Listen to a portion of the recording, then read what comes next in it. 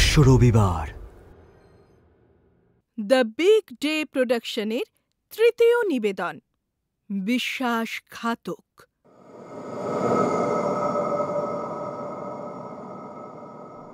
বন্ধুত্ব অনেক সময় আলো হয়ে আসে জীবনে, আবার কখনো অন্ধকারের দরজা খুলে দেয়।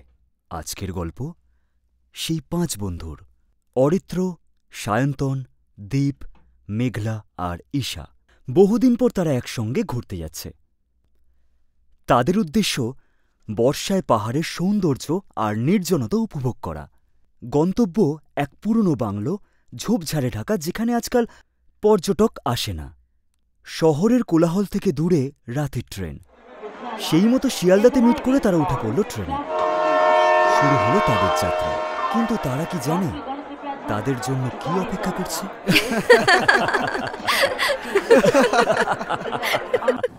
অ্যাট লাস্ট তাহলে আমাদের ট্রিপটা হচ্ছে। কতদিন পর আবার একসঙ্গে হলাম বলতো? তোদেরই তো সময় হয় না, না হলে আরো আগেই হতো ট্রিপটা। এই কে এনেছিস বের কর, আমার খুব খিদে পাচ্ছে। শালা খাদক, সারা দিন শুধু এই খাওয়া দাওয়া নিয়ে পড়ে থাকিস কি করে রে? ফুড ব্লগার হলে পারতিস তো। ওরে, তোকে নিয়ে একটা উপন্যাস লিখবো একদিন, পেটের মধ্যে রাহু। এরপর চলল তাদের গল্প, আড্ডা, মজা। ট্রেন এসে থামল এনজিপি স্টেশনে। আকাশ মেঘলা, তবে বৃষ্টি হচ্ছে না। রাতে কারোরই ঘুম সেরকম হয়নি। ট্রেন থেকে নেমে ওরা গাড়ি খুঁজতে শুরু করে। কিন্তু ওরা যে জায়গায় বাংলোটা বুক করেছে সে ঝোড়ো বাংলোতে কোনো গাড়িই যেতে চায় না। শেষমেশ অরিত্র এক ড্রাইভারকে বেশ কিছু টাকা দিয়ে ম্যানেজ করে লাগেজ তুলে ওরা রওনা দেয়। ব্রেকফাস্ট করা হয়নি কারোরই। সকলেরই প্রায় খিদে পেয়ে গেছে, সায়ন্তনের আবার অনেকটাই বেশি। সেবক রোড পেরিয়ে এসে একটা জায়গায় দাঁড়ায়। সকলে ব্রেকফাস্ট করে আবার রওনা দেয় তারা। এরপর প্রায় 3 ঘন্টা পর ওরা একটু ঘুমিয়ে পড়ে। শুধু দীপ জেগে আছে। সে প্রকৃতি উপভোগ করছে। পাশ দিয়ে বয়ে চলেছে খরস্রোতা তিস্তা। লোকালিটি পেরিয়ে যখন গাড়ি ঢুকে পড়ল ধূপগড়ের আঁকাবাঁকা জঙ্গলের রাস্তায়, তখন দীপও ঘুমিয়ে পড়েছে প্রায়। ওই রাস্তা ধরে বেশ খানিকটা আসার পর গাড়ি থামল। ড্রাইভার বলে, এসে গেছি স্যার। সবার ঘুম ভাঙে। তারা দেখে গাড়ি জঙ্গলের মধ্যে এক জায়গায় দাঁড়িয়ে, কিন্তু কোথাও কোনো বাংলো বাড়ির ছিটে ফোটাও দেখা যাচ্ছে না। অরিত্র বিরক্ত হয়ে জিজ্ঞেস করে, কোথায় নিয়ে এলে? বাংলো কোথায় আমাদের? এর বেশি আর যেতে পারবো না স্যার, এখান থেকে আর বেশি দূর নয়, বাকিটা আপনারা। কি বলো, এতটা হাঁটতে হবে? এই তো মজা, অ্যাডভেঞ্চার চাই না? আরে তোমায় তো বেশি ভাড়া দেওয়া হয়েছে বাংলো পর্যন্ত পৌঁছে দেওয়ার জন্য। এর বেশি আমি আর পারবো না স্যার। মালটাকে কাটা না, হেঁটেই চলে যাব। একটুখানি তো দেখাচ্ছে, তাই খিদে পেয়েছে, ঝামেলা মেটা তাড়াতাড়ি। সবাই লাগেজ নামিয়ে দেয়। অরিত্র ড্রাইভারকে টাকা মিটিয়ে দেয়। দীপ সেই সময় ড্রাইভারের থেকে নাম্বারটা নিয়ে রাখে। ড্রাইভার ওদের নামিয়ে দিয়ে বেরিয়ে যায়। আকাশে ঘন মেঘ, টিপ টিপ করে বৃষ্টি পড়তে শুরু করেছে। তখন রাত প্রায় 2। ওরা লাগেজ নিয়ে হাঁটতে শুরু করে। ডান দিকে পাহাড়ের সেলুয়েট, বাঁদিকে জঙ্গল। শুকনো পাতার মচমচ শব্দ, দূরে মাঝে মাঝে পাখির ডাক। এই পথ দিয়ে বেশ খানিকক্ষণ হাঁটার পর তারা দূরে চা বাগানের মধ্যে কুয়াশায় ঢেকে থাকা এক বাংলো দেখতে পায়। মেঘলা উত্তেজনায় বলে, উফ, লোকেশনটা দেখ, শুধু শুটিং লোকেশন। সিনেমায় তো এরকম বাংলো ভালোই লাগে, তবে বাস্তবে একটু ভয়ও লাগে। সায়ন্তন ছাড়া সকলেই প্রায় মোবাইল বের করে ছবি তুলছে জায়গাটার। ঈশা তো আবার ব্লগিংও শুরু করে দিয়েছে। এসব দেখে সায়ন্তন একটু রেগে গিয়ে তাড়াতাড়ি পা চালিয়ে সকলকে ছাড়িয়ে সামনের দিকে এগিয়ে যায়। মেঘলা জিজ্ঞেস করে, তোর আবার কি হলো?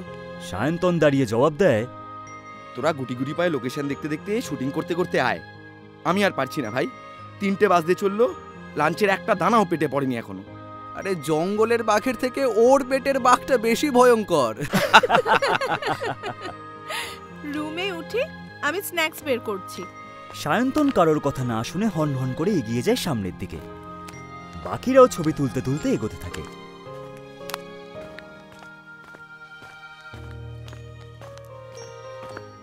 চা বাগানের ভেতর দিয়ে অবশেষে তারা পৌঁছল বাংলোয়। চারিদিকে বুনো গাছপালা, শ্যাওলা ধরা দেওয়াল, ভাঙাচোরা বারান্দা। বাতাসে এক অদ্ভুত শীতলতা। তাদের দেখে ভেতর থেকে এক বয়স্ক লোক লাঠি ঠুকে বেরিয়ে এসে খসখসে গলায় বলেন, এসেছেন আপনারা? রুম রেডি, জিনিস রেখে হাত মুখ ধুয়ে আসুন, আপনাদের লাঞ্চ রেডি আছে। ইনি মদনবাবু, এখানকার কেয়ারটেকার। মদনবাবু তাদের দুটো রুম দেখিয়ে দেয়। রুমগুলো ভ্যাপসা, স্যাঁতস্যাঁতে গন্ধ, পুরনো কাঠ, পুরনো রং, আবার পুরনো সময় থমথমে নীরবতা। দেওয়ালে কালচে হয়ে যাওয়া পারিবারিক পোর্ট্রেট, সিলিং ফ্যানের ডগমগ আওয়াজ, সোফার কুশানে ধুলো। একটা রুমে অরিত্র, দীপ আর সায়ন্তন, অন্য একটায় মেঘলা আর ঈশা। তারা লাগেজ রেখে ফ্রেশ হয়ে ডাইনিংয়ে চলে যায়। বেশ ভালোই আয়োজন। ঝুড়ি আলু ভাজা, মুগ ডাল, মটন, চাটনি, পাঁপড়, মিষ্টি, এসব দেখে সায়ন্তন খুব খুশি। ওরা খাওয়া শুরু করে।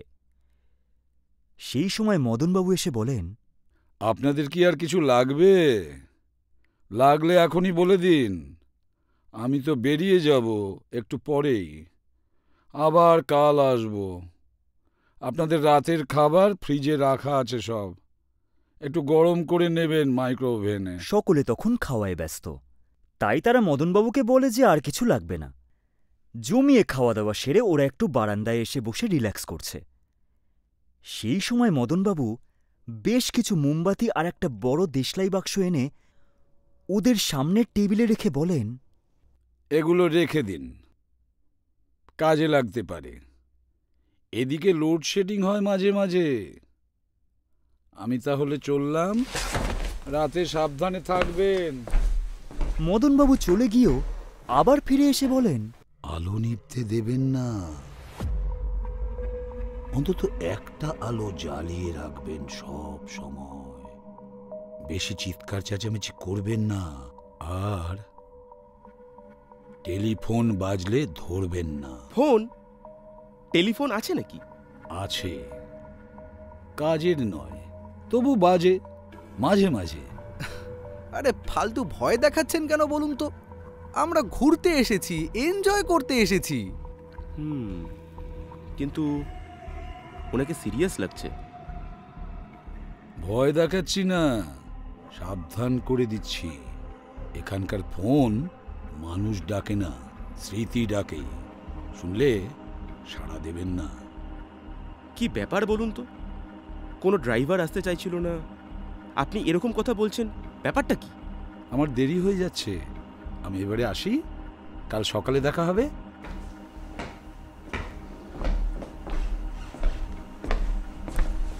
মদনবাবু চলে যান।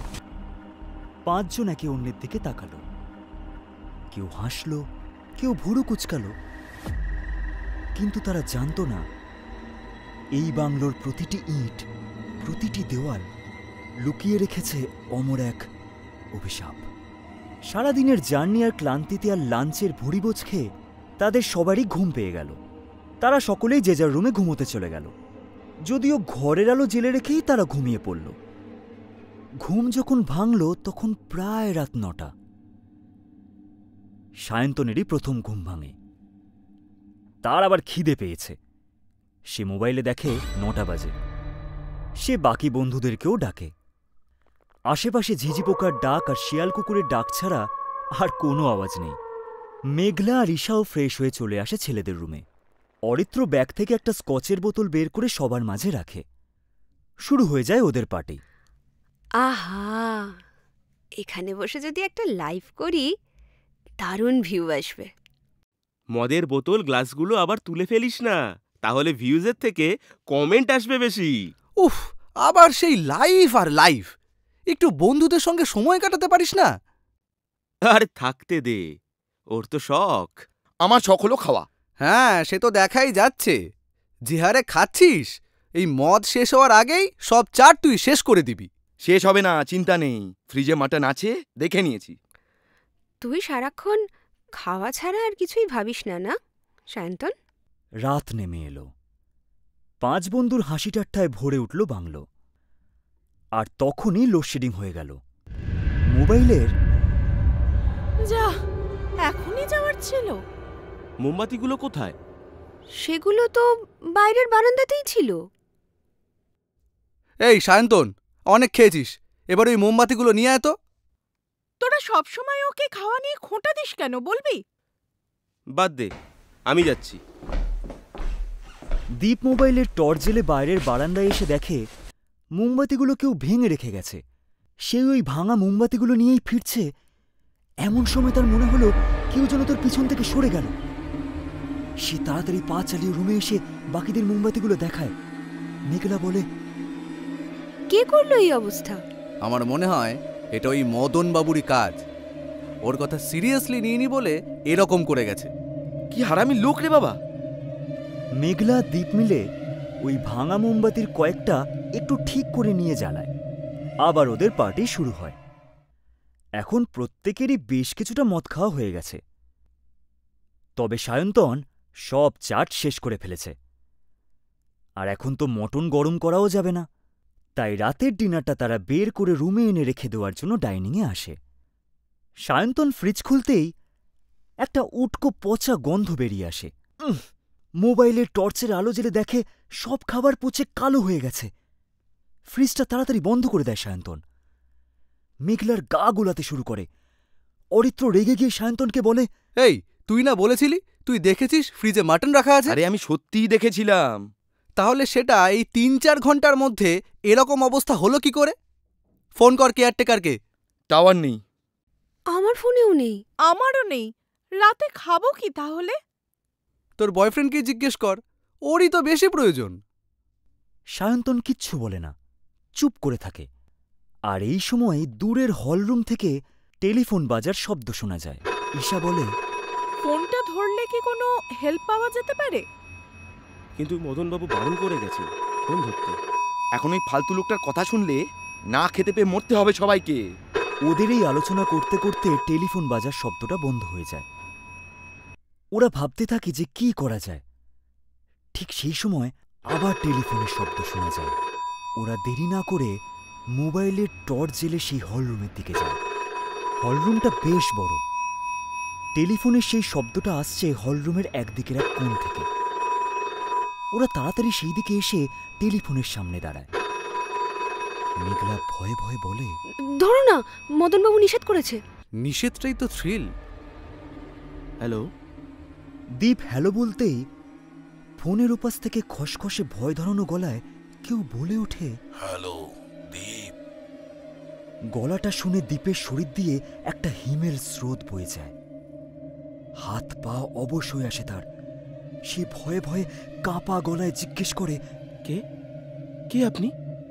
দীপের এই প্রশ্নের উত্তর না দিয়ে ফোনের ওপাশ থেকে কেউ বলে চলে, তোর বন্ধুরা তোকে কখনো পছন্দ করে না। তোর লেখাগুলো নিয়ে ওরা পিছনে হাসাহাসি করে, তোকে ব্যর্থ লেখক ভাবে।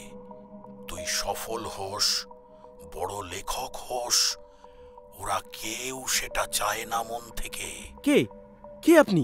নাম বলুন। ওরা সবাই বিশ্বাসঘাতক, ওদের থেকে সাবধান।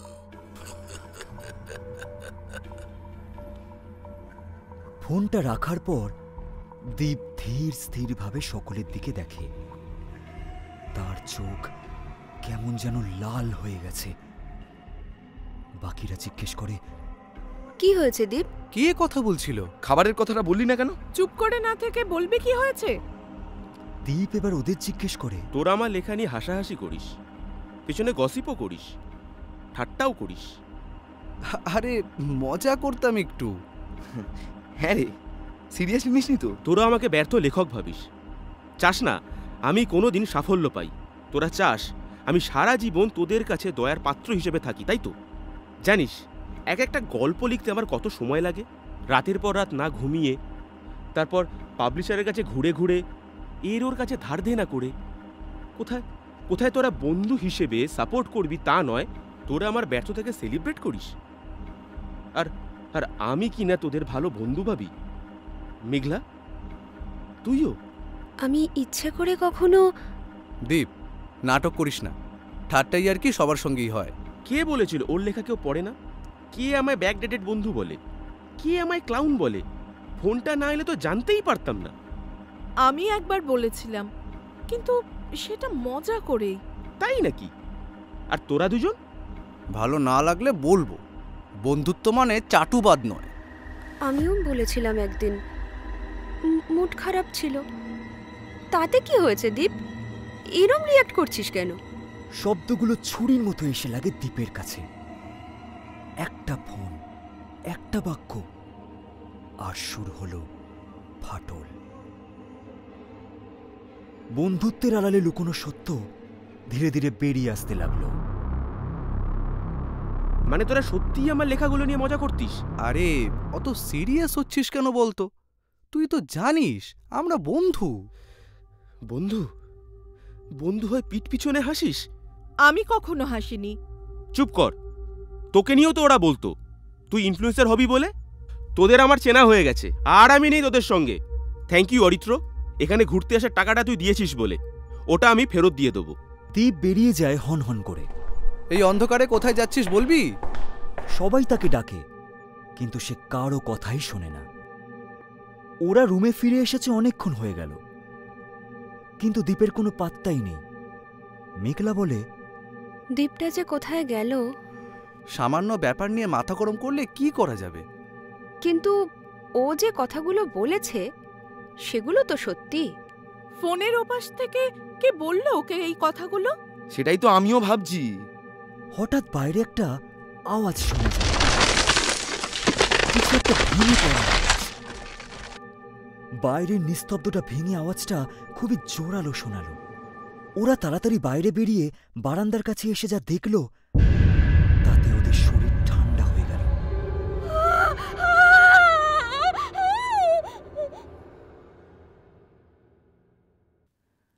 আরও নতুন নতুন গল্প শুনতে আমাদের রহস্য রবিবার চ্যানেলকে সাবস্ক্রাইব করুন আর পাশের বেল আইকন প্রেস করতে ভুলবেন না। এই নাটকে যারা অভিনয় করেছেন: জয়ন্ত ভট্টাচার্য, বিশ্বজিৎ সেনগুপ্ত, কুশল ভট্টাচার্য, স্বাগতা সেন, শুভ ধর, রবীন্দ্র পণ্ডা, সৃজিত ঘোষ, শ্রেষ্ঠা চ্যাটার্জি, সৃজিত বসু। সঙ্গে থাকুন, পাশে থাকুন, শুনতে থাকুন।